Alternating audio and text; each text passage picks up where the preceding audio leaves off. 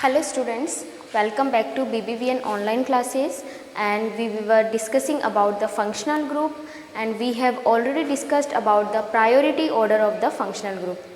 Today I am taking some examples to explain the functional groups.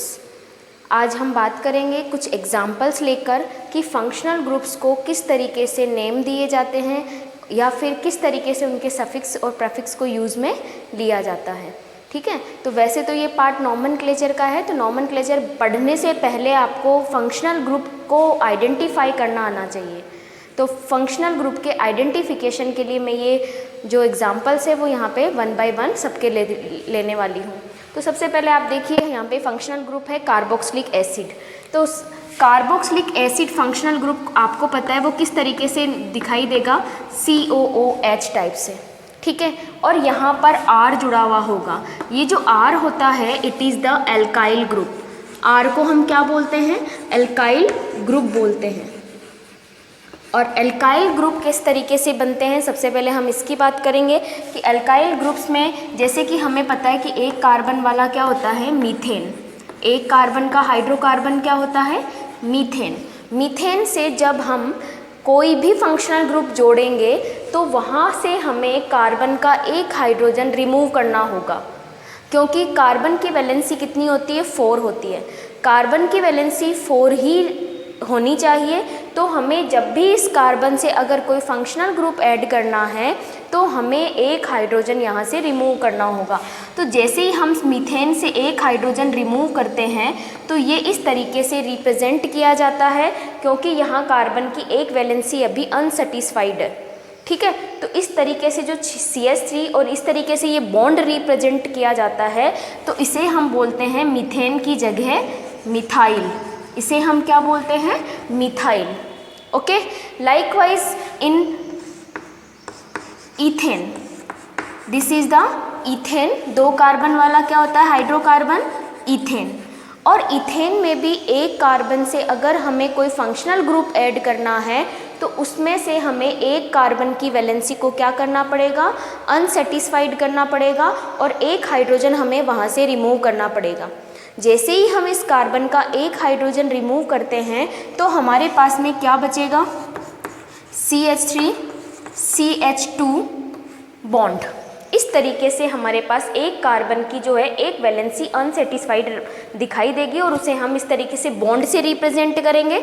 तो ये जो हमारे पास में एल्काइल सब्स्टिट्यूएंट बना है, ये R जो बना है, it is called as ethyl. इसे हम क्या बोलते हैं, इथाइल। तो ये हमें ध्यान रखना है कि किस तरीके से एल्काइल सब्स्टिट्यूएंट्स बोले जाते हैं या उनका नाम दिया जाता है। तो यहाँ से जब CH4 से एक हाइड्रोजन रिमूव होता है तो उसे हम मिथाइल बोलते हैं। इथेन से एक हाइड्रोजन रिमूव होता है तो उसे हम इथाइल बोलते हैं। इसी तरीके से प्रोपेन से, अगर प्रोपेन क्या होते हैं, 3 कार्बन वाला जो होता है वो प्रोपेन होता है।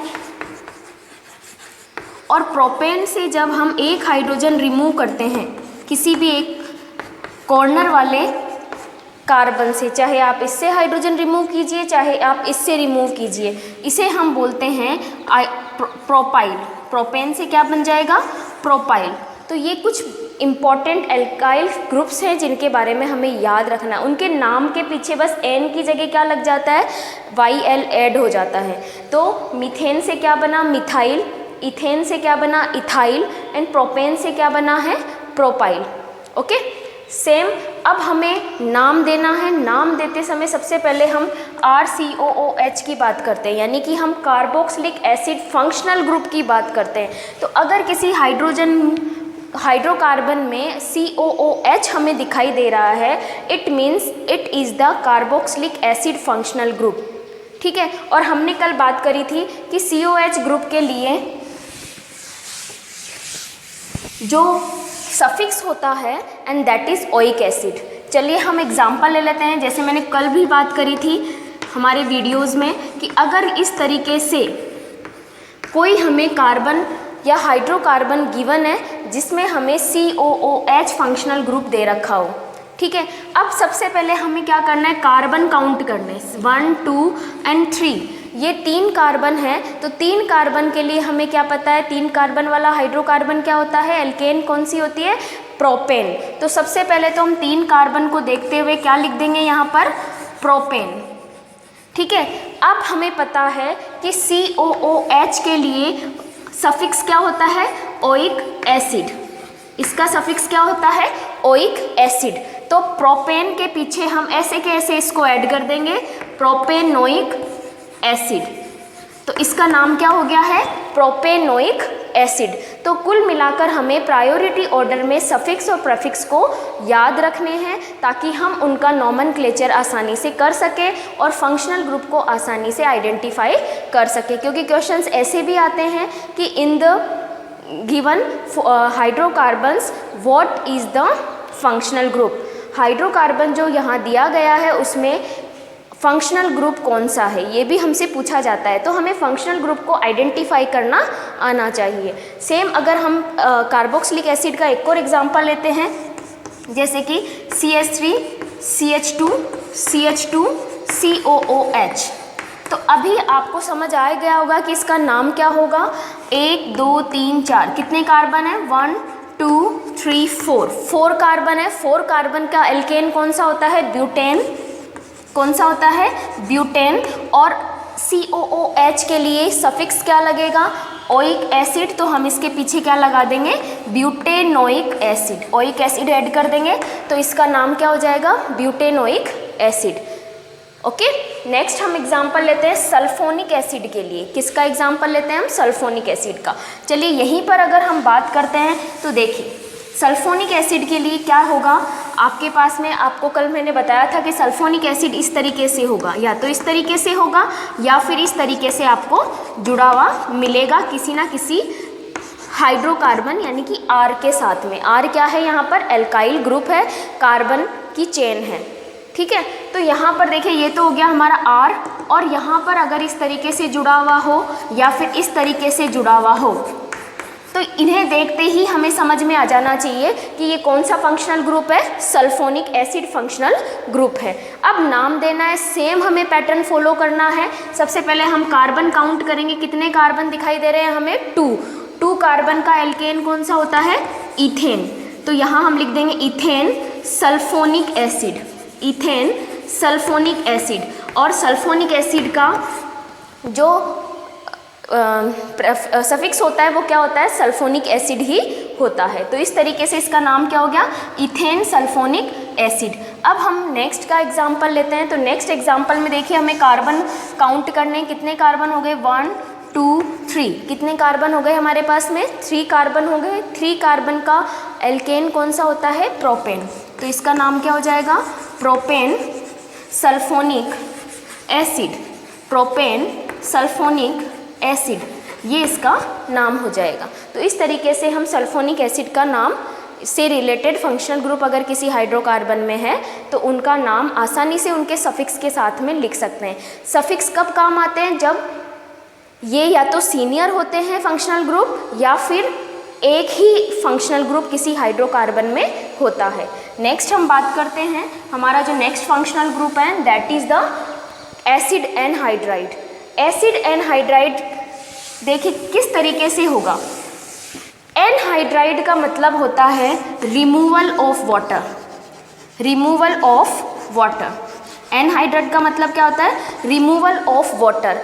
एसिड एनहाइड्राइड यानी कि एनहाइड्राइड किससे मिलकर बनते हैं, एसिड में से जब वाटर मॉलिक्यूल रिमूव हो जाते हैं। एसिड में से जब वाटर मॉलिक्यूल रिमूव हो जाते हैं तो एनहाइड्राइड बनते हैं। जैसे कि हम बात करें, मैंने यहाँ पर एक एग्जांपल लिखा है, ये एक एसिड लिखा है मैंने, आप समझ ही गए होंगे, COOH, that is the carboxylic acid. 2 carbon है तो ये क्या हो गया, इथेनोइक एसिड हो गया। क्या हो गया ये, इथेनोइक एसिड। ठीक है, और यहाँ पर भी मैं एक और एग्जांपल ले लेती हूँ। जैसे कि मैं ले लेती हूँ, इसको मैं इस तरीके से लिख देती हूँ थोड़ा उल्टा करके, CH3 COOH। ये मैंने इधर भी 2 कार्बन का एक 2 कार्बन का COOH यानी कि इथेनोइक एसिड लिया है, इथेनोइक एसिड। ठीक है, अब इथेनोइक एसिड के 2 मॉलिक्यूल्स में से अगर मैं इस तरीके से वाटर मॉलिक्यूल रिमूव कर देती हूँ, यहाँ से अगर मैं वाटर मॉलिक्यूल रिमूव कर देती हूँ तो देखिए मेरे पास में अब क्या बचा है, CH3 C double bond O, फिर यहाँ से ये ऑक्सीजन बच गई, फिर यहाँ से CO एंड देन CH3।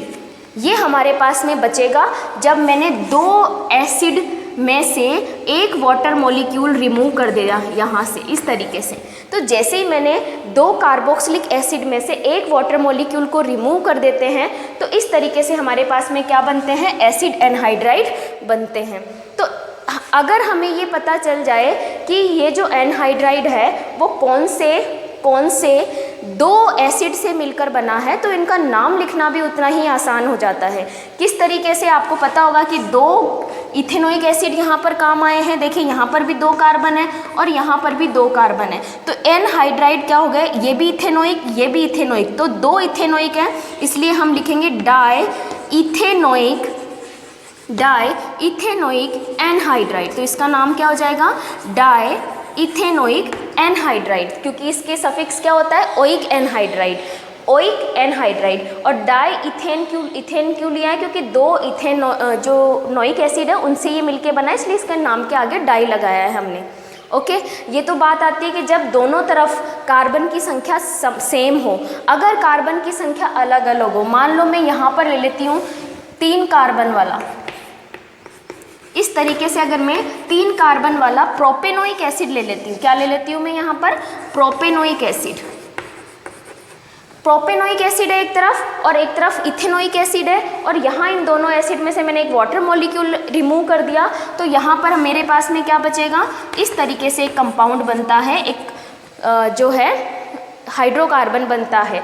तो यहाँ पे 1 2 3, यहाँ पे कितने कार्बन है, एक तरफ तो 3 कार्बन है, एक तरफ कितने कार्बन है, 2 कार्बन है। इट मीन्स इथेनोइक और इधर क्या आ गया, प्रोपेनोइक। एक तरफ तो क्या है, इथेनोइक और दूसरी तरफ क्या है, प्रोपेनोइक। तो इसका नाम क्या हो जाएगा, इथेन। देखिए जब एनहाइड्राइड 2 अलग अलग कार्बोक्सिलिक एसिड से वाटर रिमूव करने के बाद अगर बनता है तो उसका नाम लिखते समय हमें ये ध्यान रखना है कि अल्फ़ाबेटिकल ऑर्डर हमें फॉलो करना है। तो सबसे पहले तो क्या आएगा, इथेनोइक, फिर क्या आएगा, प्रोपेनोइक, फिर क्या आ जाएगा, एनहाइड्राइड। तो इस तरीके से हमें इसका नाम मिलेगा, इथेनोइक, प्रोपेनोइक, एनहाइड्राइड। ओके, तो मुझे लग रहा है कि समझ में आ गया होगा। हम नोमेनक्लेचर के समय और एग्जाम्पल्स इनके ले लेंगे। नेक्स्ट हम बात करते हैं एस्टर का। तो देखिए एस्टर तो आपने थोड़ा बहुत 10th क्लास में देखा है, तो क्या होता है, देखिए आप एस्टर क्या होता है आपको पता ही है। एस्टर जो होते हैं उनका इस तरीके से फंक्शनल ग्रुप होता है COOR। तो ये जो है वो होता है एस्टर का फंक्शनल ग्रुप, ठीक है।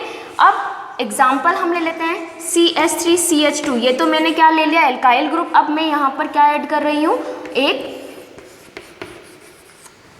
एस्टर ग्रुप ऐड कर रही हूँ, ठीक है। तो ये क्या हो गया, COOCH3। ओके, अब यहाँ एस्टर के अंदर देखिए नाम लिखते समय मैंने आपको बताया था कि ये जो ऑक्सीजन के साथ में R होता है उसको तो लिखा जाता है एल्काइल, और यहाँ जो कार्बन की चेन होती है उसे लिखा जाता है एल्केनोएट। इस तरीके से इसका नाम लिखा जाता है, एल्काइल एल्केनोएट, ठीक है। तो यहाँ पर देखिए इस ऑक्सीजन के साथ में क्या है हमारे पास में, मिथाइल। एक कार्बन है तो एक कार्बन से जब एक H रिमूव हो गया, देखो वो CH3 दिखाई दे रहा है जो मैंने स्टार्टिंग में बताया था, तो यहाँ से क्या हो जाएगा, मिथाइल। यहाँ से मैंने सबसे पहले क्या लिख दिया, मिथाइल। ओके, अब देखिए यहाँ पे कितने कार्बन है, 3 कार्बन है, तो इसका क्या हो जाएगा, मिथाइल प्रोपेनोएट। इस तरीके से इसका नाम हो जाएगा। नेक्स्ट हम एग्जांपल लेते हैं, देखिए CH3 CH2 CH2 COO, यहाँ पे मैं लिख देती हूँ C2 CH3 CH2 CH3, ठीक है। अब देखिए इसका नाम क्या हो गया, इस ऑक्सीजन के साथ में जो होते हैं उसको तो हम लिखेंगे एल्काइल फॉर्मेट में। कैसे लिखेंगे, एल्काइल फॉर्मेट में। तो ये क्या हो गया हमारे पास में, इथाइल, ठीक है। ये तो क्या हो गया, 2 कार्बन है तो इथाइल हो गया। अब इधर कितने कार्बन है, 4 कार्बन है, तो इसको हम कैसे लिखेंगे, इथाइल ब्यूटेनोएट। कैसे लिखेंगे, इथाइल ब्यूटेनोएट, क्योंकि 4 कार्बन वाला क्या होता है, ब्यूटेन होता है। इस तरीके से एस्टर का नॉमेनक्लेचर किया जाएगा। नेक्स्ट हमारा है एसिल हैलाइड। तो देखिए एसिल हैलाइड जो है वो बहुत ही आसान होते हैं, सिर्फ हमें देखना ये है कि जो R होता है, एक तरफ तो क्या होगा, R होगा, और दूसरी तरफ इस तरीके से क्या होगा, X होगा। X मीन्स हेलो ग्रुप होगा। तो यहाँ पर जैसे कि मैं एग्जांपल ले लेती हूँ, CH3 C double bond O, फिर यहाँ पर आ जाएगा Cl।